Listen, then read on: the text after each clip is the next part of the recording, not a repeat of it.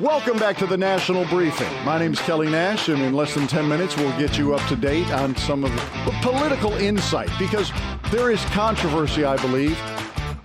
We all saw the same thing, but what did we see? That's the problem. It's like the blue dress, or was it a gold dress? What color was it? What did we see happen in Washington, D.C. yesterday? First, overwhelming, everybody but one person in the Senate and the House voted to release the Epstein files. Now we have full transparency, correct? Joe Rogan, biggest podcaster in the world. He's got a stand-up comic on his show yesterday, Brian Simpson.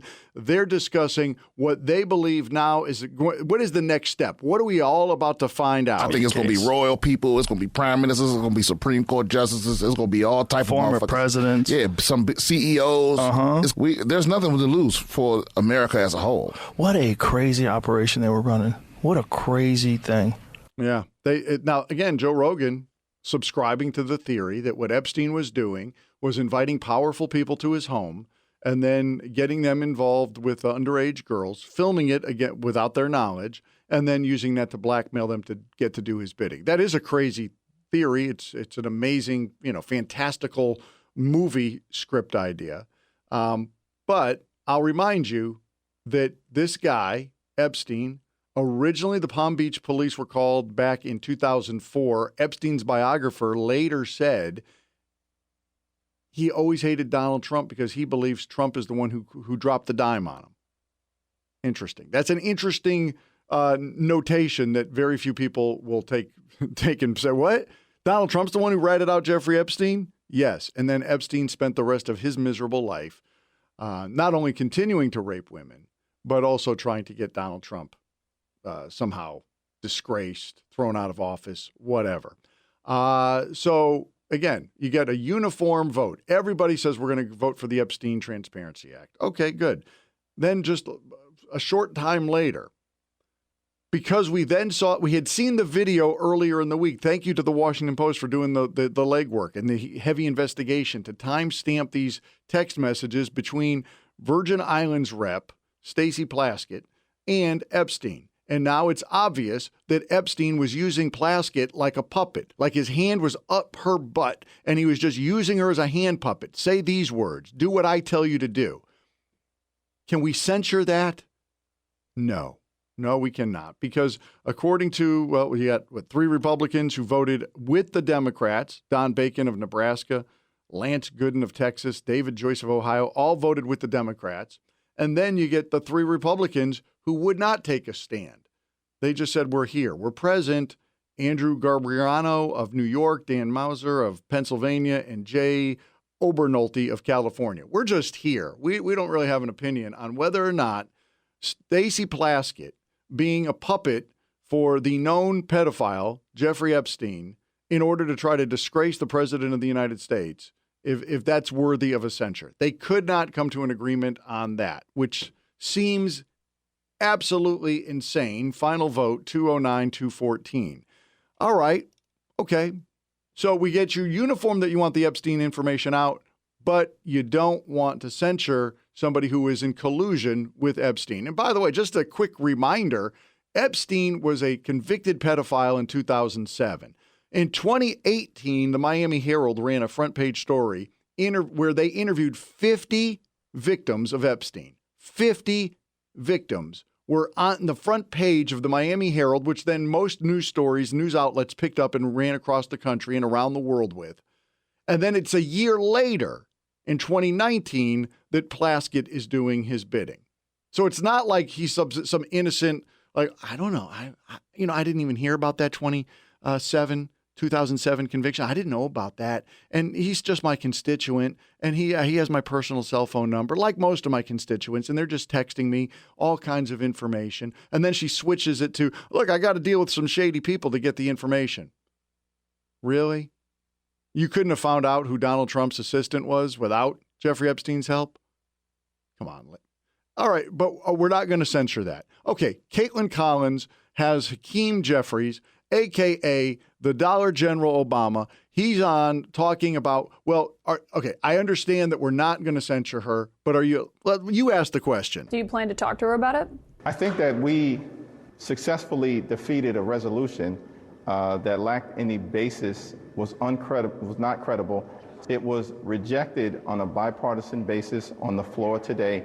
That's the end of the story. Yeah, I was just asking if you personally believe messaging with Jeffrey Epstein, who is at that point a registered sex offender, is appropriate for a member of the House Democratic Caucus. That's the third time you've asked me this question, and I'm going to give you the same exact answer. What a defiant loser that guy is. I mean, somebody help Hakeem come up with some better words, because this guy looks like a total clown. And if you watch that video, he's sweating like he just ran a half marathon or something, because, yes, the pressure is finally getting to Hakeem. But again, thank God we've got the Transparency Act, right? Now we're going to find it all out, except we're not. Because if you actually look at the way the bill was written, and you don't want to go too deep into this, do you? You don't want to find out that you actually can't release any of the names. What? No, you can't release any names. That's the Attorney General, Pam Bondi. According to the way the bill is written, it's her duty to protect anybody who might be innocent. Well, that would be anybody who's not convicted. So you're not going to get any more names. But again, I don't believe that there are really any more names. That's always been my bigger point. There are no bigger names. So we're going to go through another dog and pony show where they're going to release it. It's going to be condemned. I think they have 30 days to get this thing out. It's going to be condemned later, just like it was when they brought out the folders with the Epstein files. That was some BS that they ran back to get the whole administration started. But they've released now like 70,000 pages of documents regarding the Epstein case, and there's still no new information.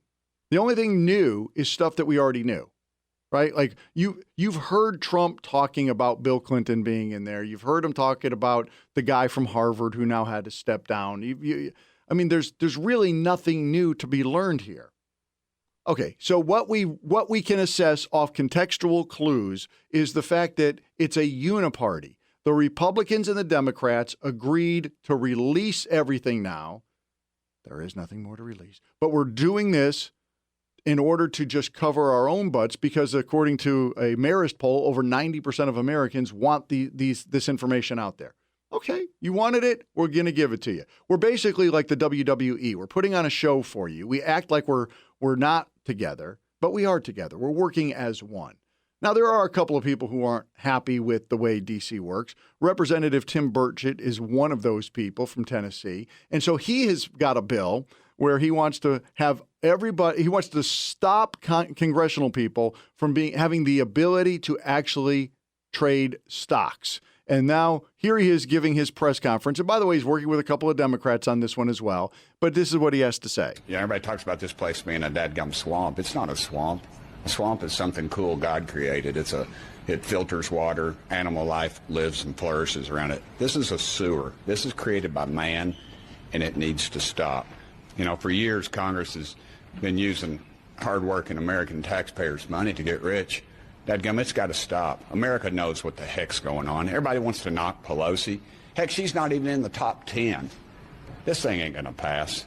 If we're going to pass something in the House, and then guess what? The Senate will either, one, not take it up, or they'll come back in righteous indignation and say, oh, we need to make this stronger, something totally ridiculous, and they'll send it back to us. This is a scam that's being played on the American public. He's absolutely right. It is a total scam, and congressional people have been doing this now for forever. As far as, I got to fact check him, though. He says Pelosi's not in the top 10. She's actually number 10. And again, he's referencing the Unusual Whales account. Unusual Whales did the weighted percentage change for Congress portfolios in 2024. So it's tough when you're already worth like hundreds of millions of dollars to get your entire portfolio to accelerate. But Nancy Pelosi did it, and she got it. She did make it to number 10. So her portfolio for 2024 went up 70.9%. That puts her at number 10. What kind of returns did you get? Did you get close to 70%? No, not so much. By the way, number 1, David Rouser from North Carolina. His portfolio went up 149%. Just behind him, and he's a Republican, just behind him, Debbie Wasserman Schultz at 142.3%. So they are using information, and there's other ways that they're scamming us. But he's absolutely right. Tim Burchard is right. They will not pass this. They will. I love the righteous indignation. The House bill needs a little extra teeth to it. So over here at the Senate, we're the ones who are going to put it. That's how they get around the game. So what did we see yesterday? We saw the Uniparty putting on a great show for you. America, I hope you enjoyed it.